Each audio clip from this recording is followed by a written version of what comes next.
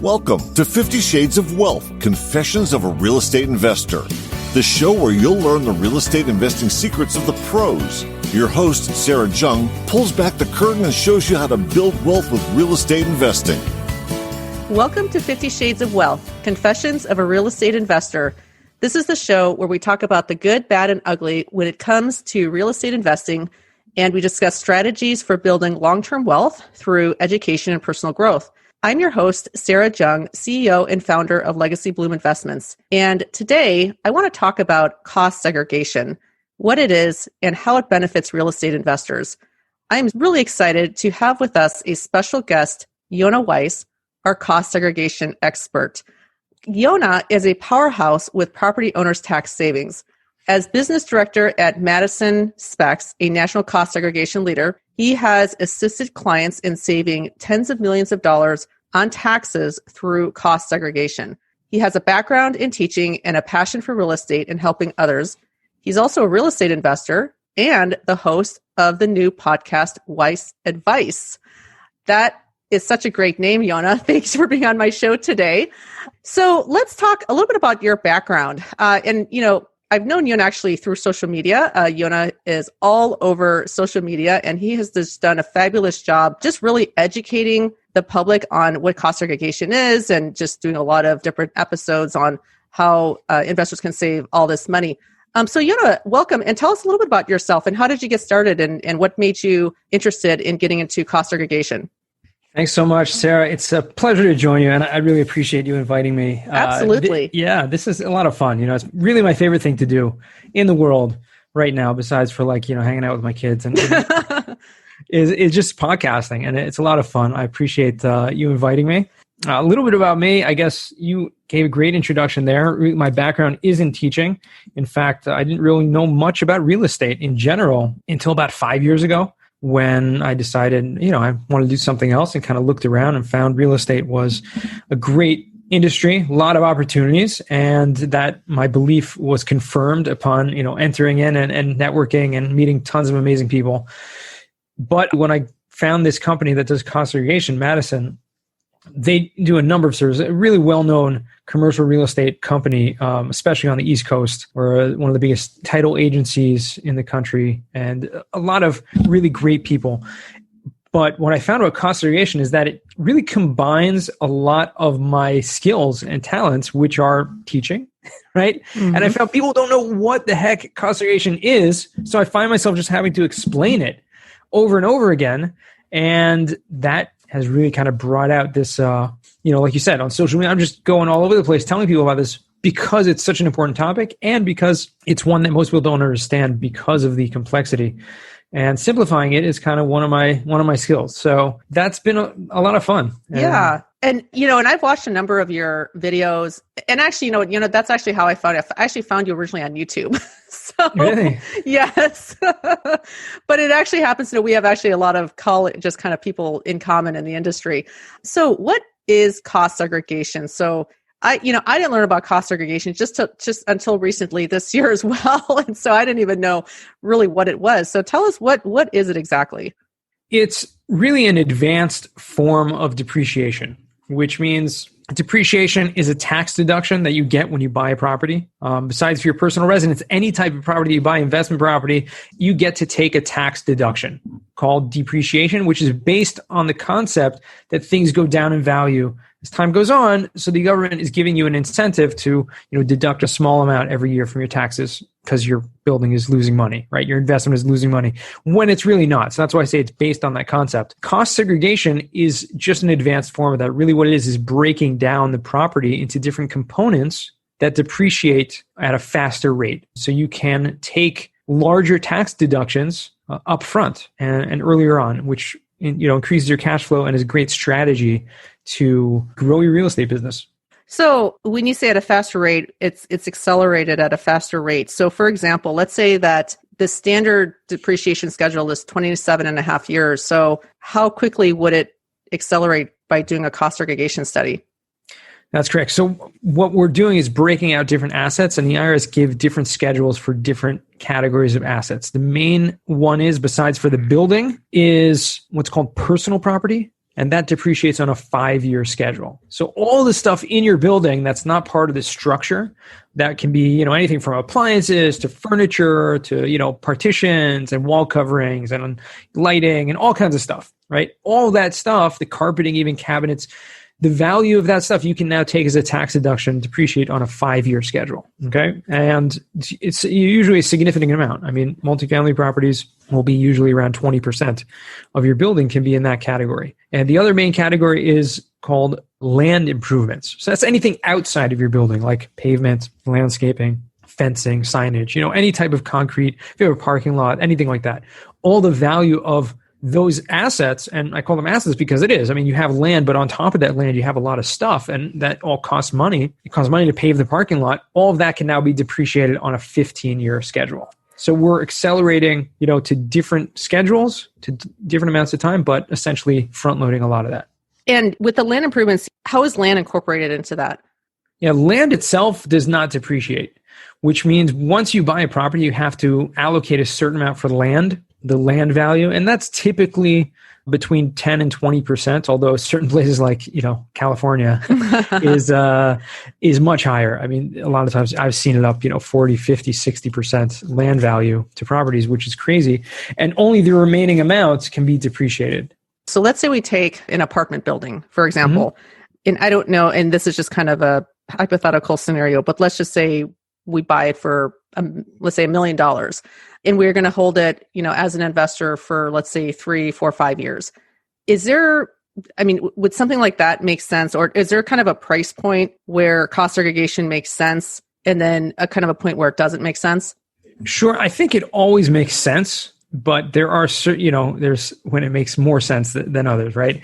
So typically on properties purchased for over $500,000, the amount of depreciation you're going to get versus the amount of accelerated depreciation you could potentially get is quite significant. And let's just take a round number. Let's say it's 10%, which is very, very, very conservative. Okay. You're taking an extra 10%, an extra, $50,000 per $500,000. So you make it easier, $100,000 per $1 million of extra tax deductions. That's quite significant. And paying a few $1,000s to get the study done, which is typically what it costs, your tax savings, those deductions create an after-tax savings, right? Your deduction lowers your taxable liability. Let's say you had a $200,000 income and you had $100,000 of deductions. Well, instead of paying tax on $200,000, you're now only paying tax on $100,000. That creates a net, real cash value of how much you would have had to pay in taxes. And that's pretty significant, so that again, over $500,000, it's like 10xing your money in terms of the investment of the, how much it costs to get it done. And then beyond that, it just exponential. And again, that was just an example of 10%, which is very, very low, very conservative. It's usually more like 20, 25% of the building value. So your firm completes the study. What's the process of that? What does that look like? Do they actually send somebody out and actually look at the property, or how does that work? Yeah, it's actually requires an engineer to be involved in the study, which is why it's a tax thing, but accountants can't really do it because it requires this engineering component. You need to have someone that understands construction and also understands the tax code to know how to apply the findings. So yes, we have an engineer that will come to the property, although now with COVID and with the whole, hands off, everyone no one wants to see anyone, right? Or not even allowed to go out of your house in certain places, right? We're doing most of our work virtually now. So we're able to get, we call it the smart tour. And instead of sending our engineers to the property, we're able to have them do it remotely through a video with someone on site, a property manager or the owner or someone who can take them around, show them, take measurements, and et cetera. They come and create this very detailed report, which creates a new depreciation schedule. And so if we're closing escrow on an apartment building, for example, what would you need to actually conduct that study? What kind of documentation, or specifically, what would you need to get started? So the first thing we always do is run a free estimate. And so that's even before you close on the property, you can already get that to have an idea of what the tax savings are going to be. For that, we basically need a few, depending on what type of property it is. For multifamily, it's pretty simple. We usually need the purchase price. We'll need the address. And from the address, our engineers will find out things like square footage, number of units, when the year it was built, how much the square footage of the parking, if there is any of the whole property, et cetera. Unit breakdown, if there's 1 unit, 2 units, how much that breakdown. So those are the information we need, but usually just from the address itself, we can get that data. Okay. So we need the address, the purchase price, and then the closing date. And those so it sounds pretty simple. Pretty simple. Once we actually do the study itself, the only other thing we need, besides the engineer going to site, is just documents that will help to just corroborate our findings, which are like an appraisal and the closing statement, just to verify the facts. Sure. So all of that goes into your study. Because again, when you're doing anything that is tax related, and the IRS has a very detailed system of how you need to do a cost segregation study, and it needs to include all kinds of documentation in it as well. You're listening to 50 Shades of Wealth, Confessions of a Real Estate Investor. Want a free guide to behind-the-scenes secrets of real estate investing? Head on over to legacybloom.com and claim your free book today. And just for everybody listening, I just want to, just a really quick disclaimer here that we are not tax consultants. We are not CPAs. And so we would encourage everybody to consult with their own CPA or tax advisor. But we are here to give some guidance and just provide education on this topic. What types of assets can you do these studies on? So, we've been talking about multifamily. This has been kind of the focus with our multifamily, but what about other types of projects? Can you do it on things like storage units, trailer, mobile home parks? Is there anything that we can't do it on? The only thing you can't do a cost segregation on is your personal residence. Any other type of property can benefit, and we work, with every single type of asset class out there. And in fact, many are even more beneficial than multifamily. So interesting. For example, mobile home parks are a great example of that, because there's a lot of land improvements. If you remember, like the landscaping and the pavement and all that, that's usually a lot in a mobile home park, especially if the owner doesn't actually own the homes, which is pretty common, that they just own the park and then the tenants own their own homes. And so you basically just own the land, and what's on top of the land is the concrete pads under each home and landscaping and roads. And that's all accelerated depreciation. It literally can be a huge tax deduction. Wow. That's interesting. I mean, a mobile home park, and I wouldn't think of something like that where we could, do cost segregation on. So that's interesting. And what about new construction? So let's say whether it's multifamily or, some other type of project, are you able to do cost segregation on new construction? And is that done once the buildings are actually completed? Yes. So you're correct in that the cost segregation or the depreciation in general starts once the building is completed, once it's called placed in service. So that's the time when it's rent ready. It doesn't necessarily have to have tenants in it already, but it's ready for tenants. So yes, new construction, you can do the cost segregation on as well, including the construction costs, and break those down to make sure you're getting the accelerated depreciation on that. And it's something that is not only for new construction, but also for renovations of an existing property. Because depreciation is established at the time of acquisition. When you buy a property, your purchase price establishes what your tax deduction is going to be for the 27 years. However, when you add more money into the building, capital improvements, you can now depreciate that amount of money. Okay, so if you spent $1 million in renovations, replacing everything, whatever, you can now depreciate that $1 million and break it down with the cost segregation method. Interesting. You work with a lot of different investors. Is there a kind of a investor that would be an ideal candidate to do cost segregation, or an ideal kind of project or property that cost segregation would work the best on? And I guess along with that question, is there, if somebody's going to hold on to the property for, let's say, 3 to 5 years versus somebody who's going to hold on to it for, let's say, 10 years, kind of what's the ideal profile for somebody to do this type of accelerated depreciation? I think the ideal profile is someone who's a real estate investor and a real estate professional. So there's two different things going on here. There's one that they're a real estate investor. What I mean by that is they're not just someone who bought one property and that's it. And they're planning on holding that one property for 10 years and then maybe selling it, maybe not. Real estate investor is someone who that's going to be their business. That's something they're interested in doing, and growing their portfolio year after year, because this is a strategy. It's a tax saving strategy. And so the more properties you have and the more you acquire over a period of time, the more you can kind of roll over this benefit, and it can benefit from one property to the next. And the real estate professional is actually a tax terminology that the IRS describes someone who is full-time in the real estate trader business, once you have that status, you can actually use your depreciation deductions to offset your ordinary income or your spouse's ordinary income from any source. So if your spouse is a high W-2 paid job and you're a real estate broker or an investor or full-time managing, whatever it is, that's the profile that fits the bill. So that'd be the ideal situation to get the maximum benefit. Yes. Interesting. Well, thanks for sharing that. I'm learning a lot. I always learn from you, so thank you. And it was interesting because cost segregation, we are actually closing on an apartment deal now, and we plan on doing cost segregation and passing that depreciation on to our investors. But before I got into multifamily, never even heard of cost segregation. So When it comes to single family investing, do you find that, is there any benefit to doing something like this for just having residential rental properties? Certainly. Yeah, it can be because, again, especially if you're a real estate investor or a real estate professional, you can get those benefits and you can use them to offset your other income. However, I will note that just like we said earlier on, that there's a certain price point where it makes more sense, right? Mm-hmm. Typically single family, and obviously maybe in California it's different, but you can have a single family that's $1 million, right? A guy right now in Los Angeles who's got a portfolio of single families, and they're all minimum like $800,000. So like we said before, the lower the purchase price, the lower the benefit, because it's just a percentage benefit. So therefore, that's why a lot of people in the single family space haven't heard of it, because it's just not relevant to them necessarily, since their acquisition costs are much lower, their benefit is going to be lower. Okay, so that definitely makes sense. So that's why it was a foreign concept to me until this year. Yonah, I really appreciate the time that you spent with us so far. And I just want to pivot a little bit and just talk about you a little bit more personally. What do you think is the biggest kind of in your world? And you work with a lot of investors and all different types. What do you think is one of the biggest kind of hurdles that investors are facing today?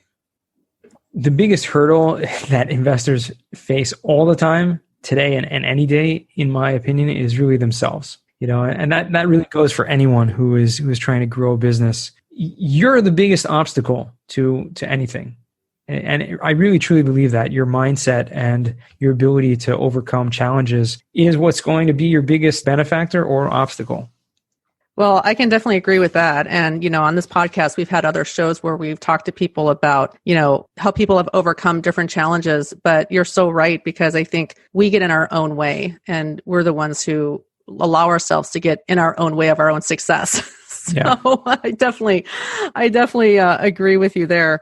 Our show here is, we do talk about confessions. We talk about confessions of real estate investors. And is there anything you'd like to share with us kind of from your side of things? Any confession you'd like to make to us that you think would be interesting or beneficial? I'll share something interesting, not as much of a confession as just something that's a little unknown, perhaps. And so for some, it might be seen that way. So I actually I don't live in the United States. I live in Israel. And I work remotely for, the largest national company doing this. But I think it comes surprising to a lot of people because I'm so active. And, I travel a lot to the States regardless. And, I grew up in Southern California, so I'm American.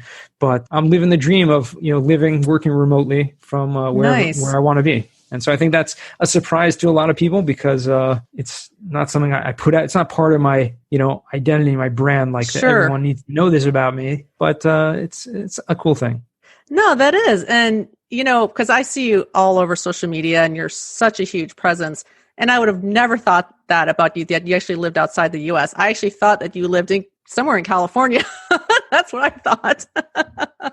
So that's amazing how, social media and branding and marketing can work. Is like, you can really be anywhere in the world. And so I had no idea there you go. about that about you. So we're going to wrap up here. Any advice that you would give to our listeners or to any investors out there? Continue learning, I think, is the best advice. And I think listening to a podcast like this, you're already doing that. And the best way that I learn personally is by finding people that I want to be like or want to, emulate, and just spending time with them and just committing myself to, apprenticing them or just helping them out, doing whatever I can, because that's the way you learn the best, is by spending time with and following those people who've already done what you aspire to do. So find someone if you have to pay them, if you have to offer them, services or whatever it is, it's worth it because you grow exponentially from that type of environment. I think that's great advice, Yonah. And by the way, Yonah has, I mentioned this earlier in the introduction, he has a podcast called Weiss Advice, right? Weiss Advice. So tell us about that. What do you talk about? It's really just conversations. Like, it's not an educational podcast per se, meaning we don't really cover topics on the podcast. I literally just have people that I already know. So it's like I have people in my network, which I'm very grateful to have incredible network of people. And I just want to talk, have conversations with the most successful people that I know and just ask them questions. And I think those conversations are really beneficial because you get an insider look at maybe people that you've heard of before, people that you know about. They may have been on tons of other podcasts talking about a specific topic, but you don't really get to know them so well. So I kind of like to think of Weiss Advice as more of like a talk show in a way where we're just having a conversation, and it's definitely educational because a lot comes out of that, but It's entertaining at the same time. I'll definitely have to check that out. Yonah, how can our listeners reach you? Best way to find me is LinkedIn. I'm very active on that platform, if you wouldn't have guessed. And you can go to my website, YonahWeiss.com, and you can find everything you need to know about there, including cost segregation. That's awesome. So anybody that's interested in cost segregation, contact Yonah. He really is the expert. You can reach him on his website and also check out his podcast. Actually, that's something I'm going to do because was that just recently launched, Yonah? I launched it 5 months ago. So we launched back in May, June, and it's still relatively new. I'm still definitely learning the ins and outs of it, but it's a lot of fun. That's awesome. Well, definitely check it out. Well, thank you so much again for your time, your expertise. I super appreciate it. And for you listeners, if anyone is interested in learning more about passively investing in multifamily real estate, please visit my website at www.legacybloom.com. Until next time, thank you. Thanks for listening to 50 Shades of Wealth, Confessions of a Real Estate Investor with Sarah Jung. Make sure to visit us at legacybloom.com, where you can join our investor club and grab a free copy of Sarah's latest book. And if you like the show, don't forget to leave us a quick review. Be sure to tune in next time as Sarah pulls back the curtain once again and shares more Confessions of a Real Estate Investor.